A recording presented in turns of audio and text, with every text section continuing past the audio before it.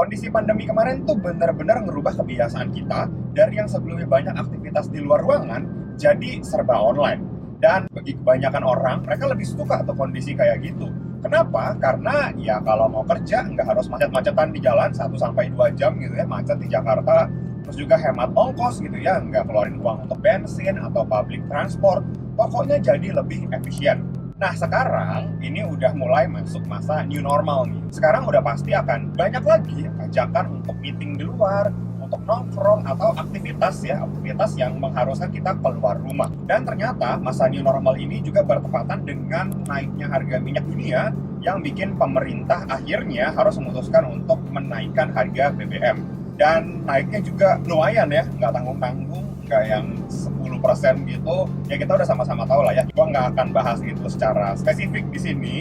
Tapi yang mau gua highlight di sini adalah sebenarnya bahan bakar minyak atau BBM ini tuh sangat esensial untuk seluruh sektor ya, untuk seluruh industri.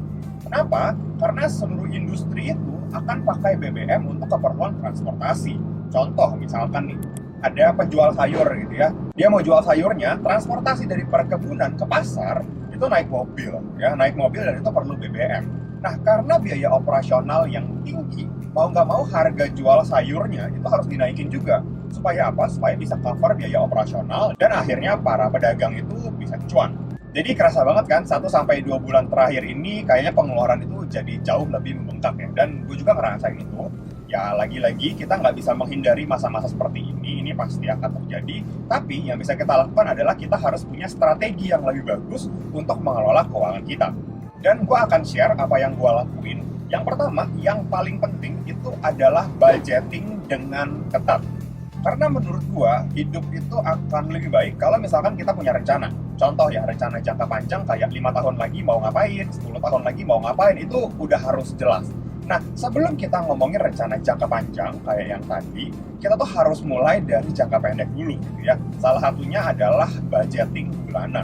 Supaya nanti pas di akhir bulan, gua tahu berapa rupiah lagi yang bisa gua pakai.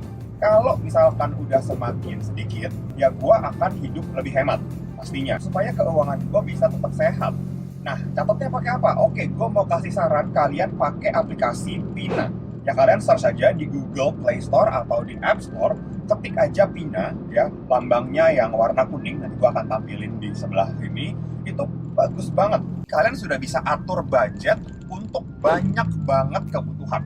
Ya kayak gue, contohnya untuk transportasi, untuk makanan dan minuman, untuk kebutuhan sehari-hari, itu semua ada pilihannya. Misalkan nih kalian mau budgetin untuk makan tadi 3 juta gitu ya, sehari 100 ribu kali sebulan 3 juta. Ya udah kalian langsung tulis aja 3 juta. Nanti kalian akan lihat barnya berapa persen. Kalau misalkan sudah mendekati, itu nanti akan ada notifikasi, nanti akan ada pemberitahuan di dalam aplikasinya. Nah, ketika notifikasi itu muncul, berarti kalian udah harus lebih aware nih sama pengeluaran kalian. Jadi ini sangat-sangat menarik ya, nama fiturnya itu Pina Save. Ya dimana kita bisa budgeting untuk bisa menghemat, bisa saving. Jadi jangan sampai kita udah dapat uang ya, kita keluarin, nggak ada budgeting, nggak terkendali, nggak terkontrol, akhirnya di akhir bulan habis. Ya habis, akhirnya nggak ada sisa, nggak ada yang bisa kita investasikan, nggak ada yang bisa kita tabung. Ya akhirnya keuangan kita nggak berkembang, nggak bertumbuh. Dan lagi, di Pina ini ada net worth tracker namanya. Ya jadi kalian bisa tracking nih, net worth kalian, harta kekayaan kalian itu ada berapa. Ya ada grafiknya, jadi nanti kalian bisa monitor. Oh, dari bulan ke bulan ini kan harusnya naik ya, karena kan kita kerja dapat penghasilan harusnya naik. Nah, bener nggak tuh naik? Jangan sampai biaya hidup kalian tuh lebih besar dan akhirnya malah mengurangi net worth kalian dari waktu ke waktu. Itu fungsinya budgeting. Lalu yang kedua adalah tracking. Yes, setelah kita bikin budget dengan rapi, dengan bagus, yang paling penting selanjutnya adalah tracking. Gimana kita mencatat setiap pengeluaran dan pemasukan kita supaya tetap balance. Ya, balance yang artinya di sini adalah sesuai dengan budget tapi tidak lebih besar daripada pendapatan kita pengeluarannya. Jadi setiap bulannya ada uang lebih yang bisa kita tabung, yang bisa kita investasikan.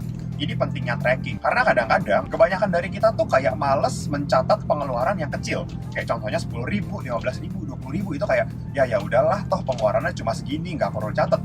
Padahal kalau dipikir-pikir, misalkan ya 20 ribu, terus 10 kali kita nggak catat, ya itu udah 200 ribu. Ya itu kalau misalkan sebulan, kalau 5 bulan udah sampai 1 juta. Ya berarti ada uang kita yang 1 juta yang nggak tercatat, yang nggak tahu habisnya kemana. Nah ini selalu jadi masalah kan, karena kebanyakan orang tuh kayak berasa, oh gue udah kerja nih, udah capek banting tulang, tapi kok harta kekayaan gue segini-segini aja. Nah ini nih, karena mereka nggak nyatet, karena mereka nggak tahu, mereka udah keluar berapa duit, terus keluarnya kemana, habisnya kemana, itu nggak jelas. Ya karena ketika kita tahu dengan jelas keuangan kita kemana, dan kita tahu itu udah over budget, kita bisa lakukan penghematan. Ya kita bisa adjust di bulan berikutnya untuk lebih hemat lagi, lebih hati-hati di bagian itu. Itu yang penting. Oke, jadi sekarang gue akan ngajak kalian untuk ngikutin gimana Pina ini sangat ngebantu gue dalam proses tracking dan budgeting keuangan gue. Oke, kita langsung aja lihat videonya. The next day. Hari ini ada sedikit kerjaan, ada sedikit keperluan di daerah Jakarta Pusat. Jadi kalau dari tempat gua tuh sekitar 30-40 menitan lah. Ada satu lagi pengeluaran yang sebenarnya untuk beberapa orang ini nggak jadi pengeluaran yang wajib ya, tapi untuk gua ini jadi pengeluaran yang wajib, yaitu beli kopi. Kalau misalkan teman-teman nggak ngopi ya pasti lebih bagus, lebih bisa hemat. Kita parkir dulu di sini aja lah.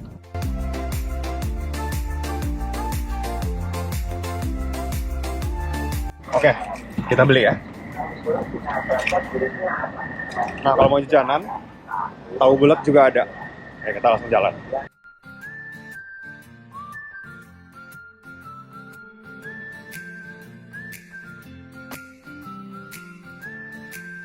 Pembayarannya pakai GoPay ya? Iya. Jadi Rp19.000, scan dari Payek.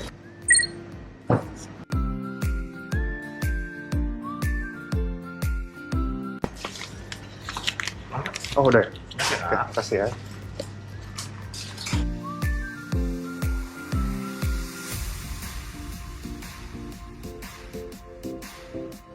Oke, kita udah beli kopinya buat di jalan. Dan seperti biasa, kita bakal lewat tol. Nggak terlalu mahal sih, karena tolnya cuma 1 kali. 8.000 ya. Oh ya, tadi kan gue beli kopi kenangannya pakai GoPay ya. Kerennya lagi, kalau misalkan kita catat ya di aplikasi Pina, kita tuh udah konekin akun Gojek kita, akun GoPay kita ke Pina, dan pasti itu aman. Kalau misalkan kita lagi ada pengeluaran gitu ya, kita bayar pakai GoPay, itu tuh kita nggak usah manual lagi inputnya. Pina ini dan GoPay ini udah akan langsung bareng gitu kebaca. Nilainya sekian, lalu nanti kita langsung mau classify, kita pencet. Kita taruh itu sebagai pengeluaran. Pengeluarannya apa? Jajan sehari-hari, kebutuhan sehari-hari, atau apa, itu nanti kalian bisa pilih kategorinya. Makanya itu menurut gue sangat-sangat membantu ya, karena gue sebelum pakai Pina, gue juga pakai beberapa aplikasi pencatat keuangan ya, dan itu bener-bener kayak manual kan. Ya kalian bisa langsung aja download Pina di Play Store atau App Store. Jadi setelah download, jangan lupa di setting-setting, konekin ke akun bank kalian, akun e-wallet kalian, itu sangat-sangat mempermudah dan pastinya aman, karena Pina ini sudah resmi, legal, dan diawasi oleh otoritas di Indonesia. Oke, kita lanjut. Nanti kalau ada pengeluaran lagi, gua akan langsung rekam. Oke, jadi sekarang gua lagi ada di tempat yang cukup banyak menghabiskan budget bulanan gua, tapi mau nggak mau ya karena kebutuhan, dan gua lagi ada di pom bensin. Jadi ya kita akan isi bensin, dan gue isinya di Pertamina. Ya, gue akan balik kameranya ya. Tuh, gue isi di Pertamina. Dan di sini kalian bisa lihat ya, bensinnya udah hampir habis, dan indikator bensinnya ini juga udah nyala, jadi harus isi. Dan karena mobil gua kompresinya masih 1:10, jadi masih aman untuk pakai Pertalite. Sekarang 7.650 per liternya. Jadi kalau misalkan gue isi sampai full, kayaknya 250.000 gitu udah bisa full. Tapi harus perhatiin kendaraan kalian itu kompresi mesinnya bisa gak buat Pertalite. Kalau misalkan nggak bisa ya jangan, nanti malah nggak bagus buat mesinnya. Oke, kita udah nyampe, dan gue akan langsung isi aja. Biasanya gue isi full sih, sampai sensor. Kita langsung lihat ya.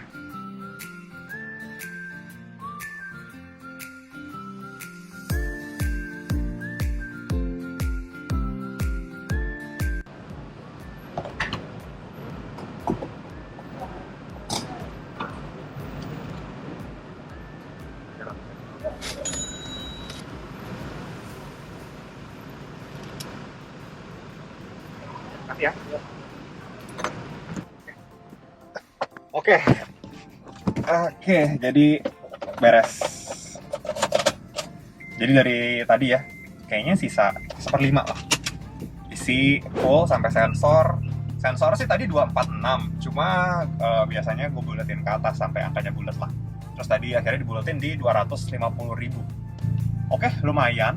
Kalau misalkan lagi sering pakai, itu biasanya kayaknya seminggu habis lah ya. Tapi kalau misalkan lagi banyak di rumah, mungkin bisa 2 minggu sampai 3 minggu gitu. Nah, ini pengeluaran yang cukup lumayan besar di budgeting gua. Dan tadi kan gue bayarnya pakai cash ya, jadi gue masih catat manual. Tapi kalau misalkan temen-temen bayarnya pakai debit, bank yang udah di-connect gitu ya sama Pina, nah itu akan langsung ke detect ya transaksinya di SPBU. Nah nanti itu dia bisa langsung kategoriin ini jadi transportasi. The next day. Oke, jadi hari ini weekend ya, hari Minggu. Gua kebetulan ada janji sama teman gua di daerah PIK. Ini sekarang gua baru aja berangkat. Jadi gua pribadi setiap bulannya memang udah ngebudgetin ya untuk kayak begini. Jadi ikutin aja, nanti gua akan update kira-kira berapa harga ngopinya dan makannya sama tolnya. Mudah-mudahan nanti pas pulangnya juga bisa gua rekam. Oke? Kelihatan ya? Tuh, golongan 1 8.000.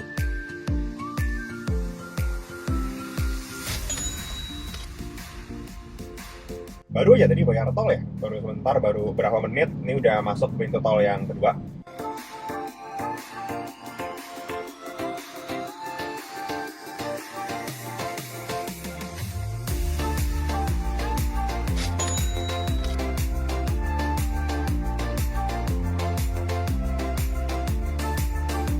Oke, kita udah nyampe dan ya kayak biasa parkirnya agak susah. Nanti kita coba lihat lah ya, kira-kira menunya berapa duit, terus bill-nya berapa, ya itu harus kita catat supaya bisa tracking keuangan kita lebih baik lagi. Jadi kira-kira udah sampai limit belum nih kira-kira bulan ini. Nanti gua akan kasih lihat menunya.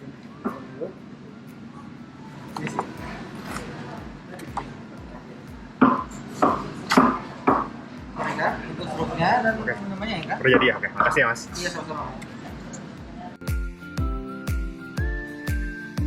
Oke, 38.000. So ya oke, gue udah beres ya. Hampir 3 jam nongkrong ngobrol-ngobrol. Jadi itu salah satu tips and triknya ya. Kalau mau nongkrong agak-agak murah itu kalau bisa setelah jam makan siang. Jadi sempat makan dulu di rumah dan ya pas nongkrong tinggal minum ngopinya aja. Jadi kita harus langsung catat ya. Pastinya catatnya kita akan pakai Pina. Karena di aplikasi itu udah kayak all in one ya. Semua kebutuhan financial kalian itu bisa ada di sana. Kita akan lanjut ulas fitur yang lainnya. Nah setelah paham budgeting dan tracking kayak yang tadi gue udah jelasin, sebenarnya itu tuh satu kesatuan ya. Satu kesatuan untuk apa? Untuk menjaga supaya kita punya pertumbuhan aset. Ya, supaya pengeluaran kita tidak lebih besar daripada pemasukan kita. Nah, artinya akan ada uang lebih yang bisa kita tabung atau kita investasikan. Gue juga mau kasih tahu satu fakta yang menarik banget. Jadi Pina dengan segala kelengkapan yang tadi gue udah jelasin ya, fitur-fiturnya mantap, dia juga bisa dipakai untuk investasi. Jadi kita itu bisa beli saham dan reksadana di aplikasi Pina. Jadi cukup satu aplikasi aja, nggak perlu ribet pindah-pindah, transfer gitu ya. Dengan pencatatan yang jelas, terus dengan bisa invest, ini akan sangat memudahkan kita untuk tahu kira-kira keuangan kita tuh kondisinya lagi sehat atau enggak nih. Terus juga ada pilihan reksadana dan saham ya. Ini menarik banget. Untuk teman-teman yang mungkin belum gitu ngerti saham, teman-teman bisa pilih berinvestasi di reksadana, karena reksadana itu kita akan dibantu oleh manajer investasi ya, untuk memilih instrumen investasi yang paling cocok dengan profil risiko kita. Jadi untuk pemula ini sangat-sangat friendly dan cocok banget. Gua rekomen banget aplikasi Pina ini. Selain itu, saat kalian mau berinvestasi, kalian juga bisa setting goal. Misalkan kalian goalnya mau beli rumah, mau untuk dana pensiun, dana pendidikan, untuk nikah, itu kalian sudah bisa bikin pos alokasinya masing-masing. Nanti kalian akan menjawab beberapa pertanyaan yang ujung-ujungnya adalah output profil risiko kalian. Jadi ini akan disesuaikan dengan profil risiko kalian masing-masing. Ada yang konservatif, suka yang low risk, ada yang moderat ya, tengah-tengah, dan ada yang suka high risk juga, yang agresif. Jadi pilihannya udah akan cocok dengan diri kita masing-masing. Dan di samping sini kalian bisa lihat gue sudah berinvestasi di Pina dan gue beli reksadana pasar uang untuk menyimpan dana darurat gue. Selain itu gue juga udah beli saham dan gue memutuskan Pina ini akan gue pakai sebagai portofolio dividen investing. Nah, salah satu yang gue beli adalah BJTM, Bank Jawa Timur. Teman-teman yang udah ngikutin channel YouTube gue sebelum-sebelumnya pasti tahu banget kalau gue suka sama BJTM ini. Dan untuk teman-teman yang baru belajar tentang dunia keuangan, ada Pina Classroom yang isinya tuh materi yang daging-daging banget dan bisa kalian pakai untuk belajar. Jadi bukan cuma soal jago nyari uang, kita juga harus jago mengelola keuangan. So, oke, mungkin sekian dulu video kali ini. Semoga bermanfaat dan bisa jadi tambahan referensi untuk teman-teman semua. Bye-bye! Sekian dulu ya video kali ini. Jangan lupa like, comment, subscribe, dan share video ini supaya bermanfaat bagi orang lain. Thanks for watching and see you on the next video.